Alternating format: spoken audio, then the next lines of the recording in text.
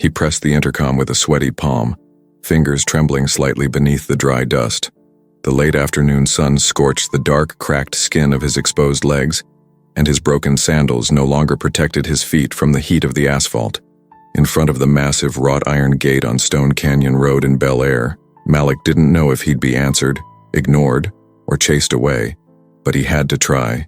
He just wanted a glass of water. Inside, Madison Caldwell lifted her eyes from her laptop screen. She was on the back porch organizing production contracts for her organic fabric line. The intercom's sound broke the silence of the house like an unusual alert. On the security screen, she clicked the square corresponding to the front gate. The image loaded with a slight delay, and there he was, a skinny boy, about 10 or 11 years old, black, sweating, in a faded blue t-shirt with his hands behind his back. She pressed the button. "Who is it?" Silence. Then a dry voice almost without saliva. "I just wanted a little water, please. This story may move you in ways you don't expect. If it does, leave a like and subscribe. There are more stories like this waiting for you." Seconds later, Madison was crossing the white marble entryway. The gate opened slowly. The boy stepped back, wide-eyed, his body stiff, as if expecting to be scolded for something he hadn't done. "Are you alone?" she asked. "Yeah. What's your name?" "Malik." "How old are you, Malik?" 11. She handed him a glass of cold water. He held it with both hands, as if receiving a trophy, and drank slowly but without stopping. When he finished, he looked around, ready to say thank you and leave. "Want something to eat?" she offered, noticing his shoulder bones showing under the thin shirt. "Don't want to be a bother." "You're not bothering me. I made rice with vegetables. It's still warm." He didn't answer, but his eyes betrayed the hunger his body could barely hide. Madison stepped aside, nodding her head. Malik entered. He took 3 steps and stopped at the edge of the living room, as if entering a forbidden place. At the dining table, Malik ate with his hands, barely breathing. His mouth made noise, his fingers trembled.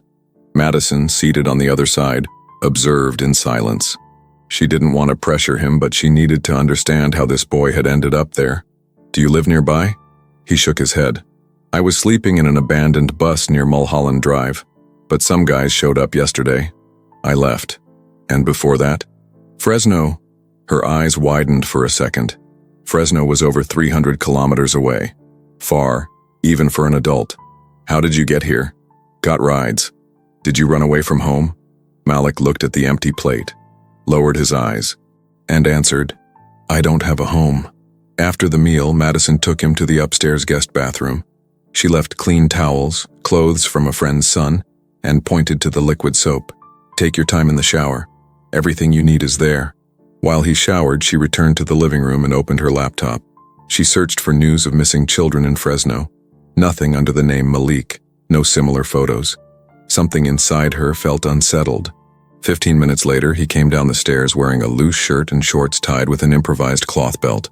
His curly hair was damp, falling in uneven strands. Madison saw that he looked smaller now, lighter, but still wary. "You can sleep here tonight. Tomorrow we'll figure something out." "Are you going to lock the door?" The question hit her like a punch to the chest. "Of course not. It's just, sometimes they lock it, and then do things." She didn't respond, just nodded slowly and pointed to the room. In the middle of the night, she heard a noise coming from the kitchen. Tiptoeing, she went downstairs, found Malik sitting on the floor with an old backpack on his lap and several pieces of bread wrapped in napkins. "Are you hungry?" "No, it's to keep. I never know when I'll have it again." She knelt beside him. "You don't need to hide food here. You can have whatever you want, and no one will take it from you." He didn't reply, but he didn't put the bread back either. The next day, Madison called her friend Benjamin Ortiz, a lawyer in Westwood. She was direct. "Ben, if a boy shows up at your house saying he has no one in the world and you let him sleep there, are you committing a crime?" He sighed on the other end of the line. "Depends. Legally, if you don't notify the authorities, technically you're acting outside the law. But if it's a case of risk, neglect, abuse, and if he ran away from a shelter, for example, it's more sensitive than that. He hasn't told everything yet, but you can see it in his eyes. Then earn his trust, and be ready. This could change your life." Malik was in the garden, standing in front of the small artificial pond. He watched the fish with his forehead pressed to the glass wall.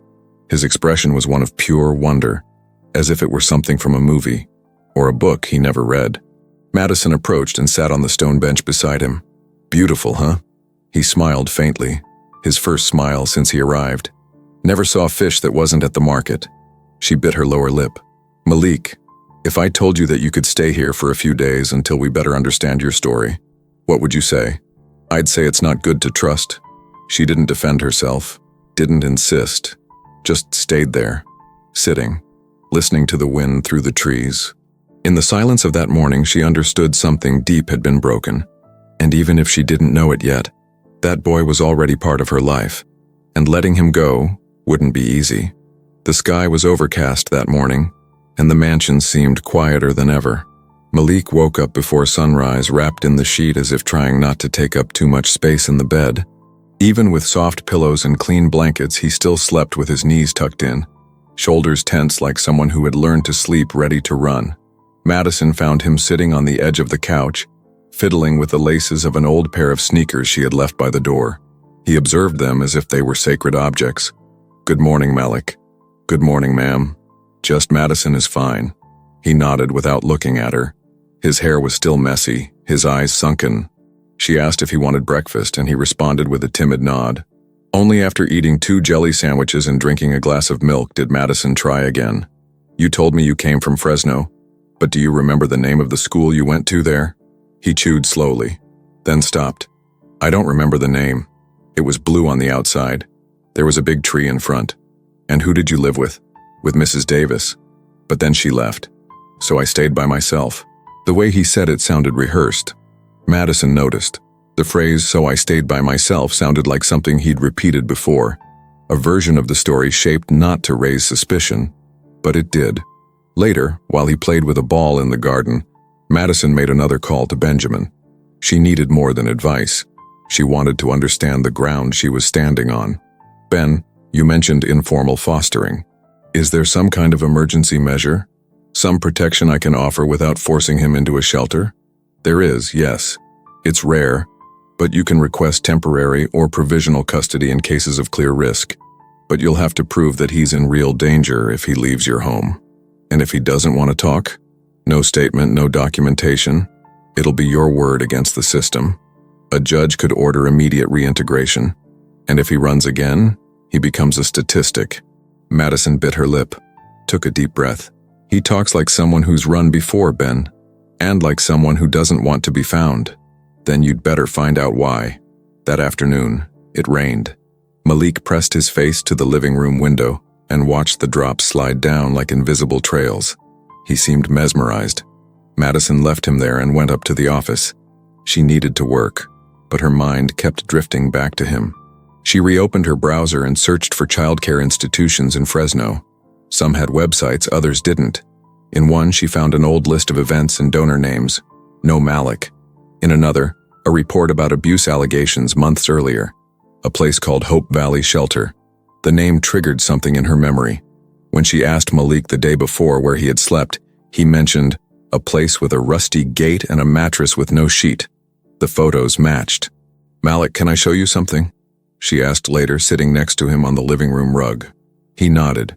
Madison turned the laptop screen toward him. The image showed a beige facade with barred windows. "Have you seen this place before?" He took a while to answer. His eyes locked on the image like time had frozen. "Maybe. Did you live there?" "I was left there, but it wasn't a home. It was a warehouse." She watched him carefully. He didn't seem sad. He seemed numb, as if the words had detached from the feelings. "How did you leave?" "Escaped." That night, Madison ordered Mexican food for delivery. She was tired of cooking and wanted something light. When the delivery man rang the bell, Malik vanished. She found him under the stairs, curled up, hugging his knees. "Why did you hide?" The man rang the bell. "I thought they were coming to take me." Madison knelt in front of him. She spoke firmly but without raising her voice. "No one is going to take you without you knowing. Not today, not tomorrow, do you hear me?" He nodded, still clutching his legs. "And if they try? I won't let them." The response came with more conviction than she expected, but she knew words alone weren't enough to erase what he had been through. Still, in that moment, Something shifted inside him. Small, almost imperceptible, but real. Later, after dinner, Malik asked to help with the dishes. Madison was surprised but handed him a dish towel. He dried each glass like it was lab equipment. When they finished, she praised him. "You have careful hands. Have you done dishes before? Every time I got food somewhere, I offered to clean something. It was like a deal. Here, you don't have to trade anything." He looked at her with a hard-to-define expression. Not gratitude, not distrust. Something in between, like someone still deciding whether to believe. In the middle of the night, Madison couldn't sleep. She went to the guest room. Malik was sleeping deeply, facing the wall, his feet uncovered.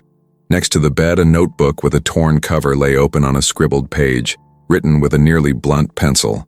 She leaned in. "Read the spaced-out lines. If I were really invisible, no one would try to catch me. The woman in the house is different. But what if she changes tomorrow? I don't know what's right. I just know I don't want to go back."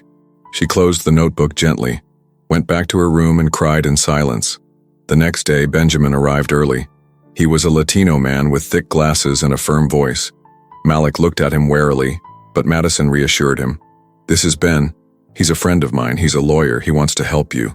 Benjamin crouched down to Malik's level. "Hi, Malik. I came to talk to you, but you only speak if you want to. Okay?" Malik didn't answer. Benjamin went on. "Madison wants to do the right thing to make sure you can stay here safely. But to do that, we need to understand what happened before." Silence. "We heard about Hope Valley. Do you remember that place?" Malik clenched his fists. His jaw tightened. He slowly nodded. "They used to beat us at night, told us to say we fell down the stairs. I ran when a worker fell asleep on the couch. Did you tell anyone about that?" "I told a lady." She laughed. Benjamin looked at Madison, serious, then stood up, pulled out his phone, and started typing. He turned to her and whispered, "We're filing for an emergency petition, but you need to be ready. This might draw attention, and fast." Madison took a deep breath, looked at Malik, who was now looking straight at her, and for the first time since he arrived, he said something without being asked. "If you want me to leave, I'll go. I've gone before." She came closer, knelt in front of him. "You're not going anywhere, not without a fight." And in that moment she understood. Protecting Malik would be more than offering shelter. It would be resisting an entire system, and she was ready for that. The next day began with distant sirens and the smell of warm bread in the kitchen. Malik woke to the sound of footsteps in the hallway, but he didn't flinch. He was slowly learning not to associate every noise with danger.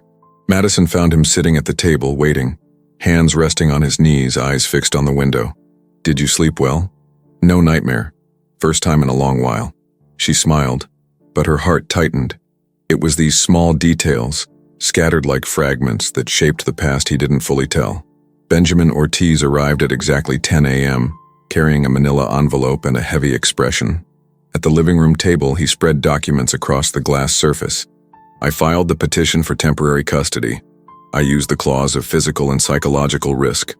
I cited the prior abuse report from Hope Valley, his testimony, and the fact that he's safe here. How long will it take? The judge in charge is Kenneth Boyle. He's sensible but strict. He'll schedule a preliminary hearing. If Malik is called, he'll have to speak. He'll have to tell what he went through. And so will you." Madison looked toward the hallway where Malik was playing with a magnetic letterboard on the fridge door. His fingers danced over the letters, forming words only he could read. "He doesn't fully trust me yet, but he wants to stay. Then be ready, because the system will try to take him from you." 3 days later, a black car stopped in front of the mansion. Malik ran to the backyard when he saw 2 suited men stepping out with folders in hand. Madison rushed downstairs and greeted them at the door, her stomach tight. "Los Angeles Child and Youth Protective Services. We're here for a welfare check." She opened the door. The men walked through the house in silence. They checked rooms, the pantry, the bathroom, scanning everything with trained eyes. One of them stopped at Malik's torn-covered notebook and flipped through it without asking. "You didn't inform the authorities immediately after taking in the child. You know that could be considered illegal harboring, right? He fled a shelter where he was being abused. He was starving, sleeping on the streets. I took him in. Do you have evidence?" Madison took a deep breath, opened her phone and showed the photos she'd discreetly taken. The dirty clothes, the bruises on his legs. the condition in which he had arrived. She also showed a video, recorded with Benjamin's approval, in which Malik described the abuse at Hope Valley. He deserves more than paperwork. He deserves to be heard. The man nodded and jotted something in his notebook. We'll inform the judge, but there's still no final decision. Custody is not guaranteed. You'll be called for a hearing. Until then, he may not leave the city and will be monitored. When they left, Madison shut the door slowly. Malik had watched everything from the upstairs balcony. When she looked up, he ran down. Are they going to take me? Not yet. And if it's up to me? Never. In the following days, Madison reorganized the entire house. She filled the guest room with toys, books, and colorful sheets. She laid out a rug with road and building patterns where Malik created imaginary routes with toy cars he never had. He spent hours there, silent, inventing cities. One afternoon, Madison overheard him murmur, "This is where we never have to run." Benjamin called daily. He confirmed that the preliminary hearing would be the following Monday, at the juvenile court on Temple Street, downtown Los Angeles. You'll have to testify, and if Malik wants to stay, he will too. He's staying. The prosecution will argue he needs official care. They'll use the institutional stability argument. Madison bit her lip. Stability isn't concrete. It's care. Not every judge sees it that way. On the eve of the hearing, Malik had a nightmare. He screamed in his sleep. Madison rushed to the room and found him sweaty, thrashing. "They locked me in. I couldn't get out. It was all dark." She held him in her arms, even as he resisted. "Malik, it's just a dream. It's bright here. You're safe." He finally opened his eyes, cried for the first time since arriving, but silently. The tears fell without sound, without sobs. Madison sat beside him until he fell asleep again. That night she slept on the floor, next to his bed. On the morning of the hearing, Madison wore a navy blue blouse and gray pants. Malik wore the same white button-down shirt she had bought 3 days earlier, sleeves still a bit long. The two entered the courthouse accompanied by Benjamin. The courtroom was cold with rows of wooden chairs. At the center, the judge's bench. Kenneth Boyle was absent due to health issues. In his place, Judge Sharon Keene, young, serious, with a firm voice. The session began with the prosecutor's assistant presenting arguments. The minor was kept outside the state's knowledge for over 72 hours. There are no formal reports of disappearance. No birth certificate has been presented. The state recommends emergency placement in the protection system until identity and family background are verified. Benjamin stood. "Your Honor, the minor fled a shelter with a documented history of physical abuse. We have testimonies, photographic evidence, and a video in which he clearly describes what he endured. Ms. Caldwell not only offered shelter, but reported the case as soon as possible. We request approval of temporary custody under court supervision to preserve the child's emotional stability." The judge looked at Malik. "Mr. Malik, are you willing to speak to this court?" He looked at Madison. She nodded. Malik walked slowly to the stand. He stopped, held the microphone with both hands, and said, "They're at the shelter. They hit us, yelled, locked me up. I was scared to tell anyone, but I don't want to go back. Here with Madison. I eat. I sleep. I take warm showers. I study, even without school. I feel like a person." The room fell silent. The judge looked down at her papers, then took a deep breath. "The court will deliberate within 5 business days. Until then, temporary custody remains with Ms. Caldwell, under weekly supervision by a social worker. Malik will not be taken into custody." Madison closed her eyes. Malik squeezed her hand tightly. Outside, the sky was still overcast, but the breeze was warm. Malik smiled, a shy but genuine smile. Madison held his hand and said, "It's official now. You have a place to stay." He didn't respond immediately, then murmured, "It's the first time someone's chosen me." And she knew, in that moment, that this wasn't just about sheltering. It was about rebuilding the meaning of home, brick by brick, hug by hug. The metallic snip of the scissors cutting the tag off the new hoodie echoed softly through the guest room. Malik watched everything from the bed, legs swinging in the air, eyes fixed on Madison's movements. She was kneeling on the floor, adjusting the hem of his pants that were still a bit too long. "You've got quick hands," he remarked. "Yeah, I learned from my grandma. She sewed for a living, never missed a stitch." Malik smiled faintly. He was learning how to smile without guilt. The morning after the hearing, Madison received an email confirming the social monitoring. A caseworker would visit every 3 days, unannounced, to ensure Malik was in a safe environment and that minimum conditions were being met. She didn't object. On the contrary, she cleaned the entire house more thoroughly than usual. She organized documents, makeshift medical records, and photos of Malik smiling as he drew, read, or fed the fish in the pond. He seemed like a different person, not because his pain had vanished, but because for the first time, there was room for other things to exist too. The first visit happened on a Thursday at 2:12 p.m. The doorbell rang, and Malik ran to the back of the house, a reflex from his past. Madison opened the door and found a middle-aged woman in khaki pants, a beige blouse, and a tablet in hand. Dr. Elise Morrison, Child Protection Court social worker, LA. "Come in, please." Elise was direct. She walked through the house discreetly, asking simple questions. "Does Malik have any documents with him?" "None, just the clothes he wore when he arrived." "Has he shown aggressive, dissociative, or runaway behavior?" "He's cautious, but he's sweet, and incredibly sensitive." Elise took notes, then asked, "Can I speak with him?" "Of course. I'll call him." Madison went to the garden. She found Malik observing ants under a rock. "There's a lady here who wants to talk to you. Is that okay?" He stood up slowly, dusted off his hands, and came inside. The conversation lasted 15 minutes. Malik answered in short but direct sentences. When Elise asked what he liked most about being there, he said, "That no one yells at me." And when she asked what he feared, he replied, "Becoming invisible again." Elise left without revealing what she'd write in her report. But as she stepped off the porch, she turned to Madison. "He's more articulate than he seems, and more wounded than he shows. This will require consistency. I'm here. I hope you stay." On the second visit, Madison had just gotten out of the shower when the doorbell rang. She rushed downstairs in a robe. Elise was at the door again, her expression a little softer. "Initial report is positive, but the judge wants concrete signs of educational stability. He'll expect school enrollment or a structured alternative." Madison didn't hesitate. That same week, she enrolled Malik in a community tutoring program in Westwood for at-risk children. He'd have lessons twice a week, focusing on reading, writing, and expression. When she shared the news, Malik went quiet. She feared he'd refuse, but he just asked, "Can I bring my notebook?" "Of course. What if they laugh at me?" "You look them in the eye and ask, 'Have you been through what I have?'" He nodded. On his first day of class, Madison walked him to the gate of the community center, a simple building with walls painted in childlike murals. Malik clutched his notebook tightly. Before entering, he turned to her. "If I want to come back early, will you come? Just call me, or wait for me. I'll be here." He walked in, past a group of kids playing with chalk on the ground. No one noticed he was trembling.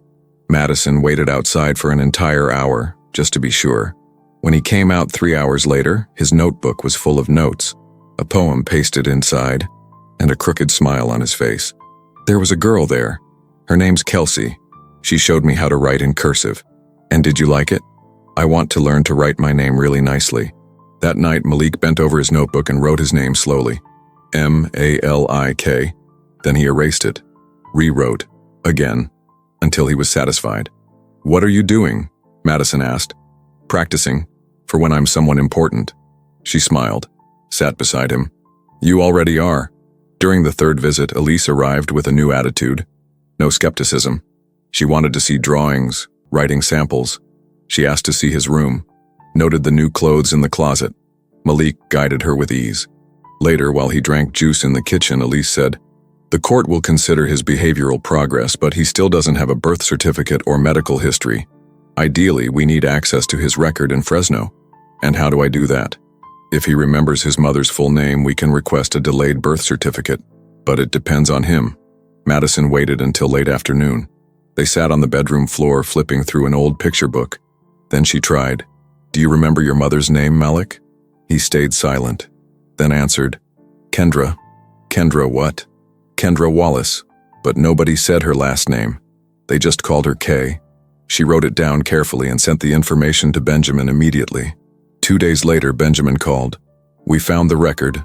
Malik was born in Clovis, in the Fresno metro area. His mother died of pneumonia when he was 6. No record of a father. He was placed in the system and went through 3 institutions. The last was indeed Hope Valley. There's a filed report for severe neglect. Does that help? A lot. And more. I contacted a teacher from the first institution. She remembers him. Said he was a gentle boy. Loved dinosaurs. Madison laughed.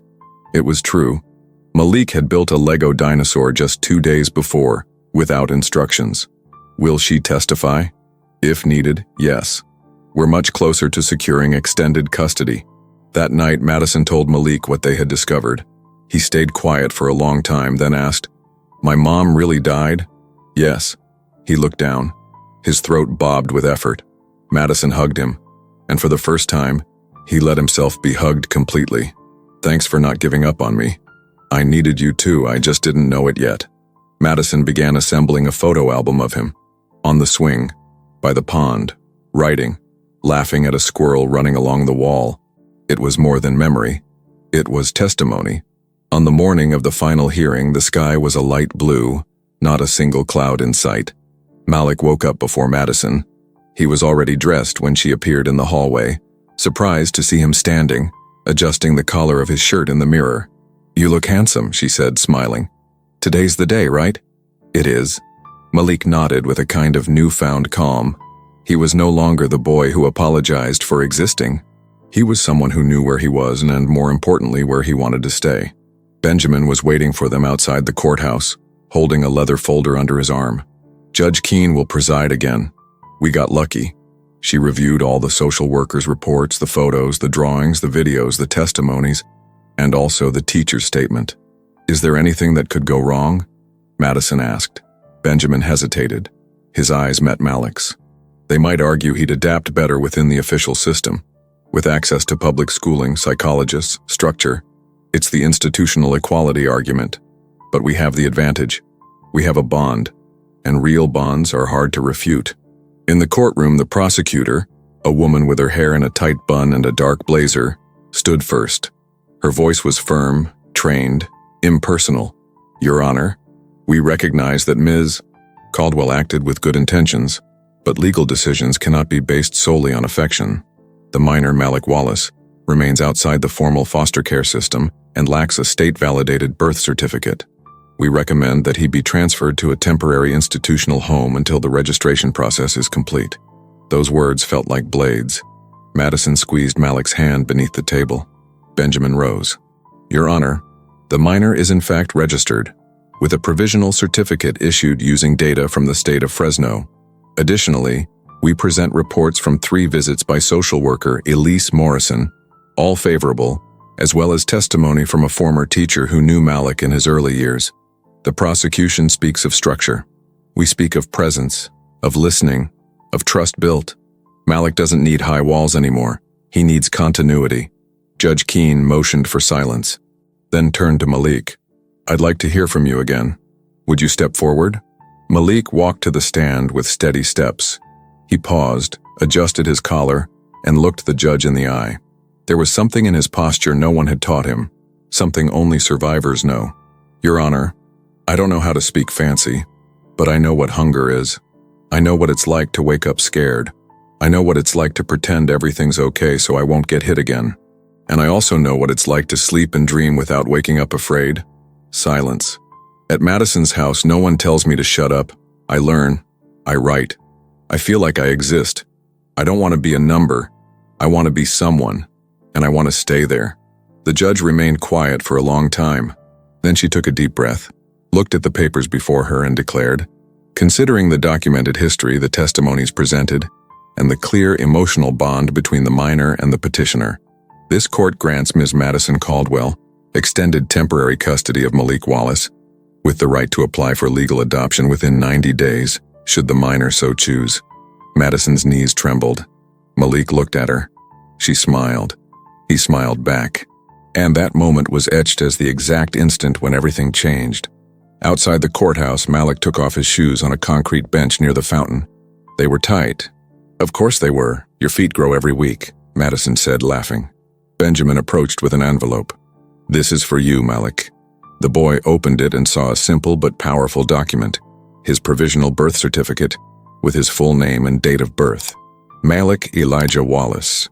Born in Clovis, California, April 16, 2014. He slowly traced his finger over his name.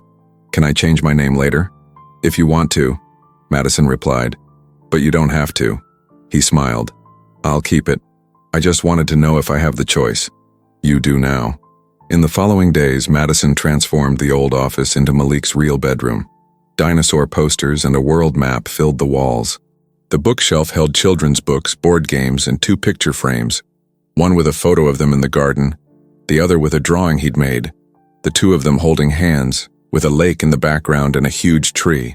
One random afternoon, while Madison was cooking, Malik came into the kitchen holding a folded paper. It was an essay from school. "Want me to read it?" "I do." He cleared his throat. Then, with a steady voice, began, "My name is Malik. I'm 11 years old. I like birds, fish, and cloudy days.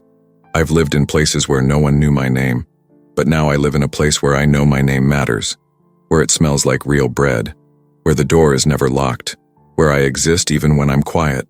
I'm still scared sometimes, but now I know what it means to have a home. And a home is where you can drop your backpack on the floor without being afraid you'll have to run." Madison couldn't speak. She just pulled him into a long, silent, complete hug. One night before bed, Malik lay down and stared at the ceiling. "Madison? Yes? When I grow up, will you still be here?" She came closer to his bed, tucked the blanket around him, and answered without hesitation, "I will. And if one day I'm not here physically, well, you'll still know I am. Because you'll remember my voice, my hands, the things I taught you. And that's being here too." He was quiet for a moment. "Then I think I can grow up peacefully." 3 months later, Madison officially filed for adoption. Malik read every line carefully. At the end, she asked, "Are you sure?" "I am. But on one condition." "What is it?" "I want to keep my last name. But can I write yours underneath too, like a double signature?" "Of course you can." He smiled. "Because now I'm 2, the one who survived, and the one who's starting." The adoption was finalized on a sunny afternoon in the same courtroom as the last hearing. No speeches, no spectacle, just stamped papers, firm signatures, and a long embrace. Malik Elijah Wallace Caldwell. The name was new, but he wasn't someone else. He was, finally, whole. Some months later, Madison enrolled him in a nearby school. On his first day in class, the teacher asked what he wanted to be when he grew up. He thought for a moment and replied, "I want to be someone who sees invisible people." The classroom went silent. He smiled and began writing in his notebook with confident letters his full name. If this story moved you, leave a like and subscribe to the channel. Stay tuned for another powerful story coming up.